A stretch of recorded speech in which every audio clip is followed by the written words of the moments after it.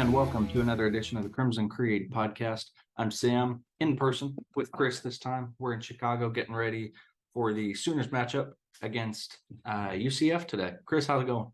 Doing pretty well. Glad y'all are up here. I'm really excited to hopefully watch OU beat down the Knights today. Yeah, definitely a little cooler of an environment than I'm usually in for the OU games. Oklahoma's been pretty hot the last few months, but yeah, it's 50 degrees outside right now. Yeah, glad to be here. I'm sure you've seen some of the stuff this week about Lincoln Riley, Caleb Williams, maybe a package deal to the NFL. Got to be hoping maybe they come to your Bears. At least maybe you get Caleb Williams, if nothing else. You know, I'm not too convinced that Caleb Williams is going to do too well in the NFL. Kind of what you were talking about with me last week when we were watching some of the games. Lincoln Riley's system relies so heavily on quarterbacks running around and scrambling and busted coverages and all that. I'm not sure how well Caleb Williams would do. And I also saw something the other day showing quarterback ratings from Baker Mayfield over the 3 years he was the starter at OU, and Caleb Williams in his 3 years as a starter. Baker Mayfield, his average quarterback rating went up by like 5 points every year. Caleb Williams, it has been the exact same all 3 years. Statistically speaking, he hasn't gotten any better. Yeah. So we'll see. Yeah, we'll see how it translates on the field. Obviously, OU today getting ready to take on the Golden Knights. Another 11 o'clock kickoff. Maybe those will go by the wayside a bit as we get into the SEC. No promises there, though, I suppose. So we'll see what happens. What are you most looking forward to in this matchup today? You know, I'm really looking forward to seeing OU hopefully beat down a good conference opponent, because UCF, they're not bad. Especially on defense, they are very hit and miss, but they're not bad. Their passing defense, they don't even allow 200 yards per game.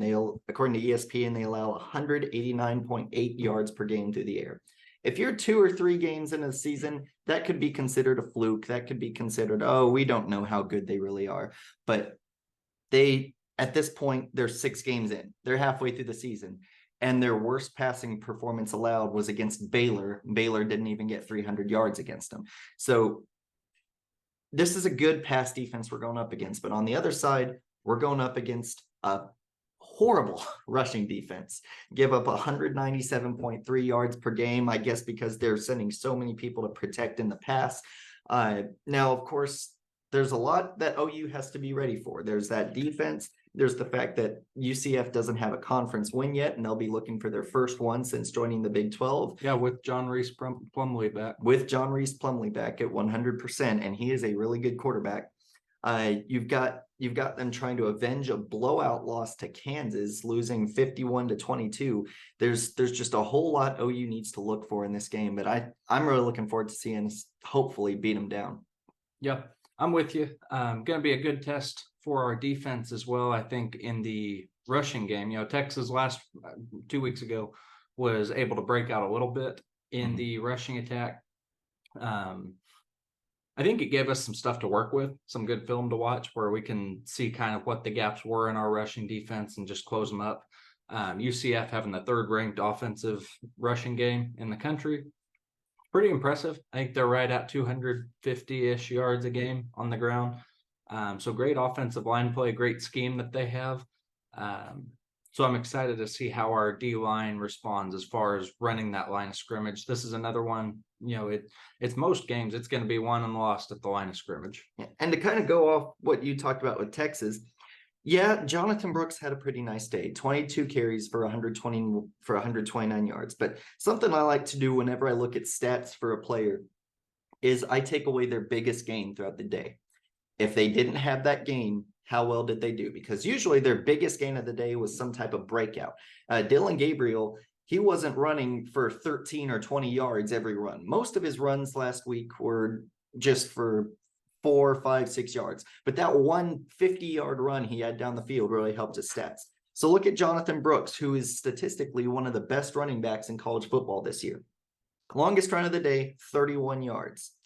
And his total, he had 22 carries for 129 yards. You take away that biggest run, and he's not even at 100 yards on the day. He's at 98 yards. And so we know how to shut these guys down. In fact, He had 3 tries from the 1 yard line to get into the end zone, and he got -1 yards on those 3 carries. So that's definitely something to look out for. But UCF, they have a solid rushing attack.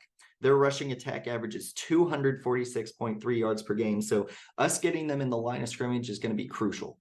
One other thing to go off of that is Iowa State really exposed some holes in our defensive line, especially along the outside. If we can shut down the perimeter run, force them to run towards Danny Stutzman and Jaron Kanik, they're not going to get very far, and they are going to have to rely on the air attack. And we've seen how good Gentry Williams has become this year, so we'll see what happens. Yeah, it's really been something. I saw Danny Stutzman this last week, I think, got added to a midseason watch list for one of the linebacker awards, the Butkus Award, maybe. Mm-hmm. That's it's pretty cool. It's good to actually have defensive guys back in the running for national awards. We had 1 or 2 that I think got mentioned previously, but having this be a thing now. And yesterday, landing the commitment of the 4-star kid from Union in Oklahoma. We're recruiting the Oklahoma kids again. Mm-hmm. And we've got a cheetah now with Michael Boganowski. Yeah, we are. There's some good changes happening, and it's nice to see. I did see ESPN's playoff predictor is kind of forecasting us to the national championship. At least it was last week. I haven't looked at it in a couple days, but last week it was forecasting us to the title game. How realistic do you think that is? I think it could happen, but our best chance at making it to the national championship is if we get this exact scenario. The playoffs are Georgia. The teams in no order are Georgia, Michigan, Florida State, and OU. Ideally, it would be something like Florida State's number 2 and OU's number 3. That way, OU can go in there and face Florida State in the first round. Back-to-back years against the Noles, that would give us. And I tell you why that has me excited, because last year, Florida State had 0 opt-outs against OU. Not one, including who was expected at the time to be a top 10 draft pick, Jared Verse, who ended up staying for another year and is having a great year again. We played against all their starters, and it took a last-minute field goal and a comeback for them to beat us in our worst year of the 21st century. Now, we would beat last year's OU team to a pulp with this OU team we have now. And Florida State, they haven't gotten much better. They've gotten better enough to be undefeated to this point, but they haven't taken, in my opinion, that step to become elite. And so our best chance would be defeating Florida State in the semifinal and going up against Michigan in the national championship. Georgia, they're just, I don't want to have to think about going up against Brock Bowers. I know that surgery he's having, it might have him out for the rest of the regular season, but we don't know if he'd be back for the playoffs. I don't want to have to go up against him. And that Georgia defense is still something special. I don't think we're ready for Georgia, but I think if we had to go up against Florida State and then Michigan, we could have Brent Venables holding up his first national championship trophy as a head coach. I don't know. Some of the things this week, Michigan might have our signs. And hey, if you read the Texas message boards, Brent Venables might have Michigan's signs too. Oh, and did you hear what K-State was saying about Brent Venables? No. Because Michael Boganowski, he's from Kansas, and Kansas State was expecting to get him until he committed to OU a couple days ago. And there's this one guy on the Kansas State message boards who was saying that this is Brent Venables' last year with OU. He's either A, going to get fired for not winning the national championship, or B, he's going to become the next head coach at Alabama. Either way, it is a certainty that that's going to happen. So, been good knowing you, Coach Venables. Yeah, he was fun while it lasted. Yeah. Score prediction for today. Do we think OU covers that 17.5 point spread we currently sit at? I say possibly, not likely. I think where we end up is probably a 31-17 type game, 34-17. They're going to be right at covering. I just don't know that they cover. I could very easily see that happening, but here's the thing. OU is 6-0 against the spread, including the game against Texas. We are 6-0 against the spread. In games where it didn't look like we would cover, we found a way to cover. Good teams win, great teams cover. OU this year is looking like a great team. I have the score prediction at 42-17 OU. Okay, well, we'll see how it goes. Got some other good games on the slate today. Yeah. In our window, we got Penn State going to Columbus to face Ohio State. Interestingly, I think Ohio State is going to put up a good fight here. I think we saw some good stuff from them against Notre Dame. We've seen some good stuff in conference. I don't know that they're going to hold up against Penn State. I think Penn State goes in, gets the road upset win over the Buckeyes. You know, I could easily see that happening. Both Penn State and Ohio State, they are each other's biggest test of the season so far. Ohio State hasn't really played too many challenging teams. Penn State hasn't really played any challenging teams. West Virginia has proven to be better than people, including myself, thought they would be. And so that was a nice win that Penn State had over West Virginia, but they're nowhere near Ohio State's level. I think at Columbus, this is going to be a very difficult game for them to pull off. If it were in prime time, I'd say Penn State's going to get the lights beaten out of them. But it's an 11 o'clock game. We've seen Ohio State lose plenty of 11 o'clock games over the past few years. Michigan a couple times. That feels so weird Oregon. to say. Michigan a couple of times. Yeah, it hasn't happened in our lifetime very much, but boy, has it happened a lot lately. But Oregon also got the better of them in an 11 o'clock slate back in 2021. I think it's going to come down to the defenses. Both teams have great defenses. I think they're both in the top 5 in scoring defense. Neither one allows more than 10 points per game to be scored. Kyle McCord is a baller, but so is Drew Allar. They're both really good teams. I think it'll come to whichever defense shows up the most. Yep, that's fair. Tennessee and Alabama, you talk about getting the lights beat out of you.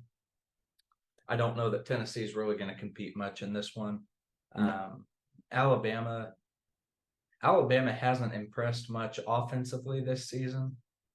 So I don't know how high scoring this game is, but I think it's going to be a pretty dominant win for the Tide over the Volunteers. Do you have any other thoughts on that one? No, because Alabama's defense has seriously stepped up. They got embarrassed against Texas and they said, all right, we know what we need to do. And they have stepped up big time. They know what they're doing. Joe Milton has proven to be a very disappointing product at quarterback this season compared to all the hype that came in around him. I think Tennessee, especially considering the fact that they're playing at Tuscaloosa, I don't think it's even close. Yeah. OU wins. Alabama wins. Fair enough. The 3-win Houston Cougars over the Texas Longhorns with 1 loss. Do we see that happening? Texas, I think, is about a 24 point favorite. Yeah. As much as I'd like them to, Houston's not going to pull this one off. It took a miracle to beat West Virginia. And I tell you, in the first half of that game, Houston looked really bad. Granted, Texas is a second half team this year. They haven't looked great in the first half. And so maybe Houston can take advantage of some things. But Texas now realizes that they're not number 1 in the conference anymore. They're not seen as the best team in the conference by anyone with a brain. They know that they have a lot to prove. And so I think Texas is going to beat the brakes off of Houston. I think a lot of these games could end up being blowouts today. Yeah, that's possible. Utah and USC, is another one. Prime time tonight. I don't know how much of a chance Utah has in that one. I know the last couple matchups have been good. Those have been high scoring matchups that relied a lot on Cam Rising, yes, equally with the defense. Utah has had not a lot going on this year offensively. It's kind of been a lights on, but nobody's home type deal with Cam Rising out. Unfortunately for Utah fans, I think USC is going to pull that one out today. Do we know if Cam Rising is back this week? I don't believe he's back. No, I'm gonna haven't heard anything about it, but I'm gonna look to see if he's back. If he is, then I'd give Utah a chance. I believe that they can possibly pull this off. Yeah. But without Cam Rising, I don't think it's going to happen. I'm reading something now that says he is not expected to play. Utah has a really good defense, but their offense isn't good enough to put up any points against any even against bad defenses, they're not good, because we know Baylor has a horrible defense, and Baylor's defense shut down Utah the whole game. Yeah. So unless they just unless they've just had a come to Jesus moment this week and they've figured stuff out that they didn't have before, I just don't think it's happening. Yeah. No, I'm with you.